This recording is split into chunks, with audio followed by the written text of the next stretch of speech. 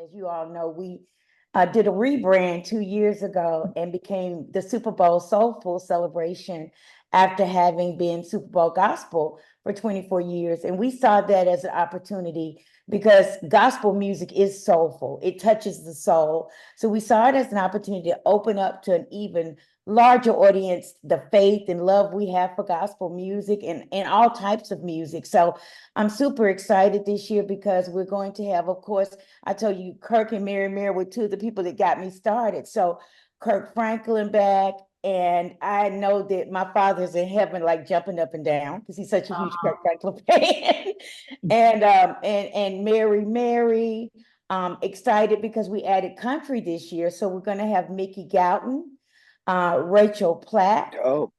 And so really excited, just giving it a different vibe. We're having the legendary Earth, Wind, and Fire, and they have something special in their presentation that they're doing. It's kind of new school, old school, with T-Pain. And so we are honoring, this is hot off the presses, CJ Stroud, who is the quarterback of the Houston Texans. And I'm so thrilled we're honoring a CBS personality, Nate Burleson, who is Gayle King's co-host, but he started as a football player. And so we're giving him the Lifetime of Inspiration Award, showing his journey from being a football player to having the #2 seat on CBS Morning. We are also, for the first time, recognizing an HBCU player who is one of the Dallas Cowboys.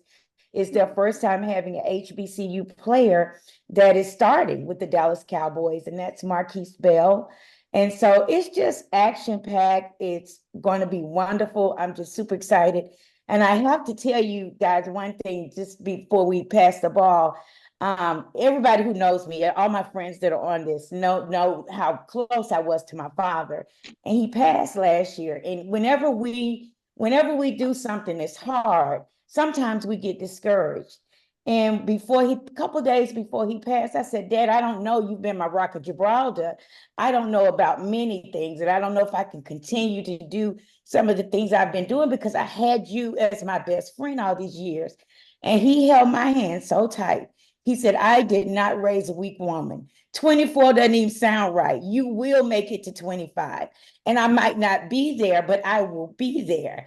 And that's one of the things I think that has kept us pressing forward, that promise I made. And it's just a blessing to see it come to fruition. Miss Melanie, I lost my dad a few years ago as well. And I try to tell people when we lose parents, just try to remember everything he told you. Yes. I pray for people when they lose their parents, Grandma's 94 right now. So just continue to just literally, I'm praying for your solace. I'm praying for your solace because your father, he's just not here, but he's here. He's here, yes.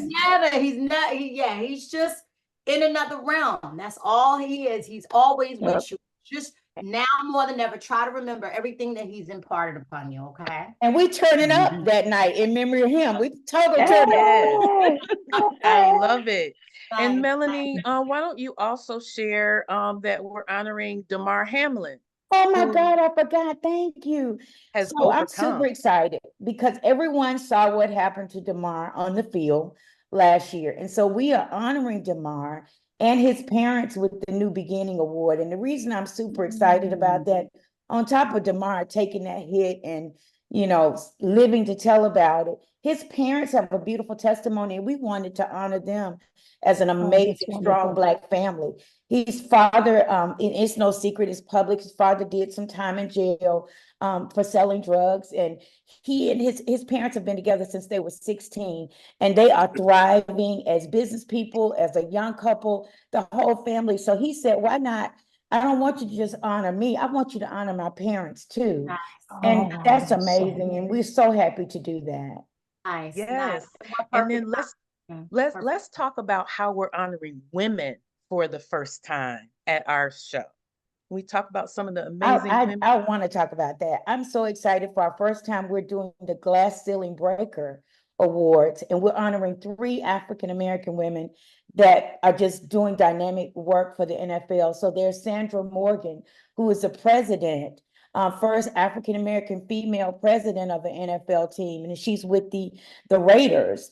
We are honoring Deja Smith, who some of the people on this call probably know. She was a former Sony music executive.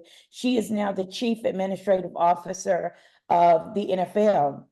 We're also honoring Kimberly Fields, who is the first African-American senior vice president at the NFL. So they are going to be receiving the Glass Ceiling Breaker Awards. And we're doing that in conjunction with our sisters at Essence Magazine, and Mael, who are both doing amazing things to uplift Black women and to honor groundbreaking moments and achievements among Black women.